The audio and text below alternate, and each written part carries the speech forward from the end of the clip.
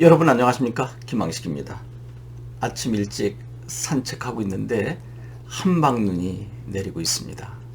상당히 많이 눈이 내리고 있는데 오늘 마지막 면접 보는 수험생 여러분 조심하셔야 할 것입니다. 눈길 각별히 조심하시기 바랍니다. 산책하고 있는 과정 속에 광주 모 고등학교 학생이 유튜브 영상을 보고 저에게 문자를 보내왔습니다. 전화번호가 적혀 있어서 혹시 통화가 가능할까 해서 저 문자를 보냈다고 합니다. 그래서 제가 전화를 바로 줬습니다. 목소리가 매우 침착하고 평온했습니다. 광주 교대를 보는데 시간이 좀 있고 또 집에서 가까워서 조금 후에 출발할 겁니다 라고 했습니다. 그래서 제가 톤이 좋고 편안하다 라고 했더니 감사합니다 라고 하는 것까지 정중하게 인사를 했습니다. 그런데 저는 거기서 감사합니다 라고 그치지 말고 제가 부족한 점이 많은데도 그렇게 긍정적으로 평가해 주셔서 고맙습니다 라고 하면 어떨까 라고 했더니 쑥스러운지 웃더군요. 여러분에게는 쑥스러운 일일 수 있겠지만 제가 이제까지 현장에서 수업한 학생들은 누구나 그렇게 하거든요. 누구에게 칭찬을 받으면 감사합니다 라고 하는 것도 매우 훌륭하지만 그분이 칭찬해 준 것에 대한 감사함을 한 문장 정도로 표현한다면 얼마나 흐뭇하겠습니까? 그랬더니 어떤 어머님께서는 너무 어른스럽게 학생들을 교육하는 것 아닙니까? 라고 하는데 제가 누차로 말씀드리지 않았나요? 교대 면접관들은 지금 고3을 보는 것이 아니라 4년 후에 교사를 보는 것입니다. 그래서 항상 문제를 보면 예비 교사로서 어떻게 생각하느냐라고 하죠. 욕심이 많은 분들입니다. 고3 학생으로 보지 않고 성숙한 현직 교사로 대접해주고 싶은 것입니다. 그러니까 여러분들을 긍정적으로 평가해 주신다면 인사는 그 정도로 해야 되지 않을까요? 어떻게 지나치게 어른스러운 표현이라고 이야기할 수 있겠습니까?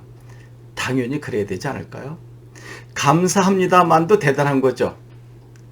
어떤 아이는 머리만 극적이고 씩 웃고 말죠. 교면 적어서. 그런데 교수님 제가 부족한 점이 많은데도 그렇게 긍정적으로 평가해 주셔서 고맙습니다 라고 한다면 얼마나 좋을까요? 광주교대는 질의응답을 편안하게 하는 시간입니다. 많은 것을 물어봅니다. 물어보는 과정 속에 교사로서의 인성, 적성, 또 자질 등이 있는가를 평가하는 거죠. 많은 수험생 그리고 학부모님들께서는 인적성 문제가 따로 있다고 생각을 합니다. 물론 따로 주어지는 대학도 있는데 그것보다 더 중요한 것은 답변하는 과정 속에 교사로서의 인성을 어느 정도로 잘 갖추고 있는가, 또 적성이 맞는가, 교사로서의 자질과 능력이 있는가를 평가하는 거죠. 어떻게 할까요?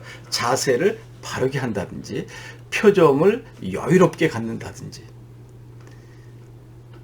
톤을 적절하게 템포와 함께 사용할 줄 아는지. 그래서 여러분과 함께하는 초등학교 1학년부터 6학년 학생들이 여러분들을 편안하게 믿고 따르게 할 수 있는지.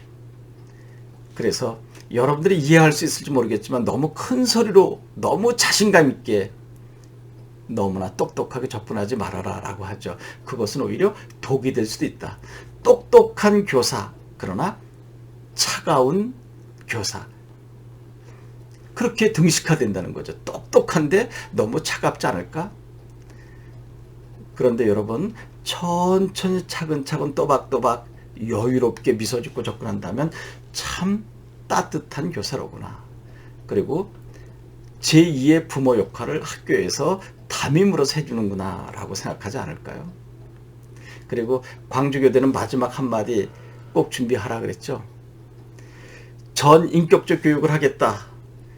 초등교사는 다양한 분야를 공부해야 되기 때문에 많은 분야의 공부를 많이 해서 학생들의 최적한 교육을 해야 되겠다라고 하는 것 매우 중요합니다. 그것보다 더 중요한 것은 내가 얼마나 교사가 되고 싶은지 그 열정을 보여드리는 것이 아닐까요? 솔직하게 그때는 고3 정도의 학생으로서 내가 왜 교사가 되어야 되는지, 그리고 왜 광주교대를 와야 되는지를 자세히 말씀을 드리는데, 그것은 40초 이상을 넘기면 안 되죠.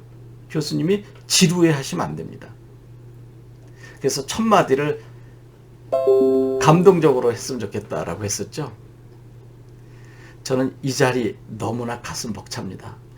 최선을 다해서 합격하도록 노력할 것이고, 4년 이후에 제가 교단에 설 것을 생각해 봤습니다. 얼마나 행복할지. 제가 어렸을 때부터 소망해온 초등교사의 길이 꼭 이루어지기를 바랍니다. 여러분, 그 정도 열정 좀 보여줘야 되지 않을까요? 그래서 제가 두 개의 예를 항상 들었죠. 저는 하루 종일 저를 안내해 준 밖의 조교들, 또 선배들이 너무나 부럽다. 그들은 내가 이렇게 오고 싶어 하는 학교를 이미 다니고 있지 않는가. 그리고 졸업 후에는 제가 그토록 소망하는 교사의 길을 가는 선배들에게 너무나 부럽다. 저도 꼭 합격해서 후배들을 편안하게 시험 볼 수 있도록 안내해 주고 싶다라고 하는 학생 합격됐다 그랬죠. 솔직하게 여러분 입장에서 열정을 가지고 이야기하면 되지 않을까 생각하고요. 맨 마지막 나올 때 앉았던 의자를 살짝 제자리에 위치해 놓고 정중하게 인사하고 나오는 거죠. 그런데 그 학생이 질문했습니다. 들어갈 때 큰 소리로 안녕하십니까? 라고 하는 것이 좋지 않겠는가? 이렇게 주변 선생님들이 권해주셨는데, 왜 선생님께서는 정중하게 목례만 하라고 하십니까? 바로 그 대목입니다. 모든 학생들이 안녕하십니까? 라고 할 때, 근데 정말 영혼이 있는 것일까요? 영혼이 깃든 인사일까요? 그래서 일부 교수님은 뭐 저렇게 안녕하십니까가 많아. 네가 나의 안녕을 묻니라고 혼자 쓴웃음을 웃은 적도 있다고 합니다. 너무나 많은 학생들이 그러니. 그러니까 여러분 누군가는 정중하게 서서 존경하는 마음을 갖고 목례한다면 오히려 그것을 더 진정성 있게 바라보지 않을까라고 해서 저는 인사하지 말라고 했습니다. 그러니까 저희 유튜브 강의를 듣거나 또 현장 강의 들은 학생들이 모두 그러면 김항식한테 배우지 않았는가라고 하는 우려가 생긴다고 하는데, 가면 또 그렇게 실천하지 못하더라고요. 이제는 정시가 모두 끝나가니까 지금 3학년 올라가는 학생들, 2학년 올라가는 학생들, 또 교사의 꿈을 갖고 고등학교 입학하는 학생들까지 1년 동안 차근차근 어려움 없이 준비하도록 제가 돕겠다고 했습니다. 그래서 도서 목록에 관한 것들, 그리고 생활기록부를 어떻게 작성해야 되는지, 내신 공부는 어떻게 해야 되는지, 동아리 활동, 특별활동 등도 기뜸해 드리기로 했고요. 그리고 제가 현직 교사로 재직하고 있는 동안 있었던 에피소드들, 그리고 상황들을 여러분들과 공유하려고 합니다. 여러분 꼭 합격하셔서 제가 행복한 교사를 했던 것처럼 여러분도 그렇게 행복했으면 좋겠습니다.